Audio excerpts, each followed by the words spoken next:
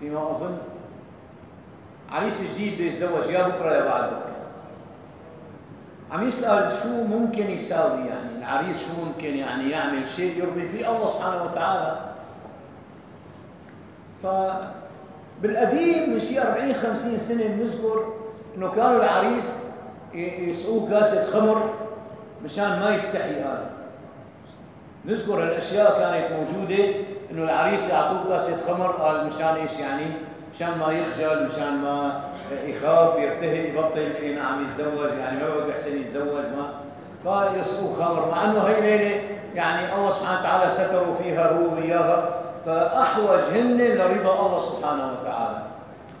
أول وحدة العرس ما يكون مخالف للشريعة الإسلامية، يعني لا الشريعة إذا بده أولم ولو بشات، شاي وليمة بيعزم أقرب الناس له، إيه نعم، وبالنسبة لهم يعني بطعمه وبيدعوا له بالبركة وبياخذ عروسته وبيروح. أما اليوم العروس ما بترضى إذا ما في نعم زفة وما في رقص وما في غني وما في دقة لما تفوت على الصالة وما في دخان أصفر وأخضر وأحمر يطلع ورقص أجنبي وما بيمشي الحال. فإذا بده يرضي الله سبحانه وتعالى ورجل والرجال قليل، إيه نعم، فيثبت رجولته ويتزوج بولد. هيك أوصى النبي عليه الصلاة والسلام، قال أولم ولو بشات. طيب يعني إذا مرقنا له إياها. الوضع الثاني بالنسبة له إيه نعم هلا إنه يدخل هو وياها ليلة الدخلة يكونوا متوضيين. أنا مرة سمعت فتوى من شيخ والله تعجبت، قال مسمح للعروس بليلة الزفافة تصلي ركعتين بدون وضوء مشان ما تنزع مكياجها. ولا ما شفتها هي لا بكتاب شرع ولا بألف ليلة وليلة ولا إمام موجودة في صلاة بدون وضوء، ما في غير الصلاة على النبي عليه الصلاة والسلام ما بدون وضوء. مو بيحذرونا أيام إنه الشيخ بيصلي نعم بيصلي بدون وضوء شلون؟ فبقول له صلي على النبي هيك يعني. فسبحان الله يعني بالنسبة له هو وياها بيصلي ركعتين فيها إمام هو. إيه نعم بيقرأ بالركعة الأولى سورة البقرة والثانية آل عمران. بيقرأ قصار الصور. إيه نعم بعدين بقى بيسلم يحط إيده على رأسها ويقول اللهم إني أسألك خيرها وخير ما جبلت عليه وأعوذ بك من شرها ومن شر ما جبلت عليه. إيه نعم سويتوها أنتم ليلة الدخلة؟ بلا كذبها يعني سواها يرفع ايده. ما شاء الله كان والله برافو عليك. شو اللي بيعدوا على جنب هذا؟ نعم لقيته ارجع من البيت. الجماعه الاولانيه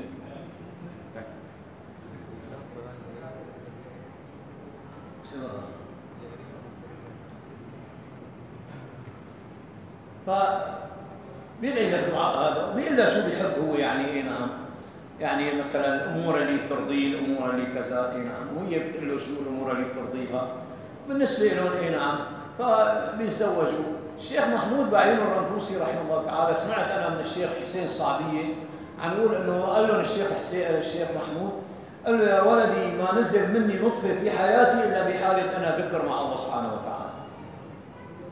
والله هذول الرجال يعني لهم ترتيب خاص مع الله سبحانه وتعالى. يعني نكذب على بعضنا لكم انه اي نعم انه انا يعني بدي اكذب عليكم.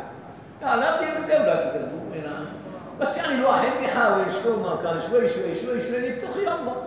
اي نعم وخاصة يتقي الله بزوجته كمان. فاي نعم سبحان الله يعني بيبداوا حياتهم بطاعة. وإذا كان زلمة فعلا بيجي على صلاة الصبح على الجامع. كنت أنا أي نعم بمحافظات كنت أخطب فيها الجمعة بات عنده لأنه ما في مواصلات ما كان في مكاري بيضاء. ففي هذا النص باص اللي يطلع الهوب نطلع فيه. أي نعم يجي يوم السبت الصبح ويزمر نكون احنا بالجامع عم نصلي الصبح نطلع مباشرة. أي نعم نطلع بالباص ينزل فينا على الشام. فكنا شوف أنا أي نعم العرسان عم يصلوا معنا صلاة الفجر. هي البطولة. اي نعم انك يعني وانت متزوج وعريس جديد وفرحان ومع ذلك اي نعم ما نسيت انه في عباده وراك، انه في طاعه، انه في صلاه. هي ناحيه. اي نعم رجل سالني عن الموضوع هذا.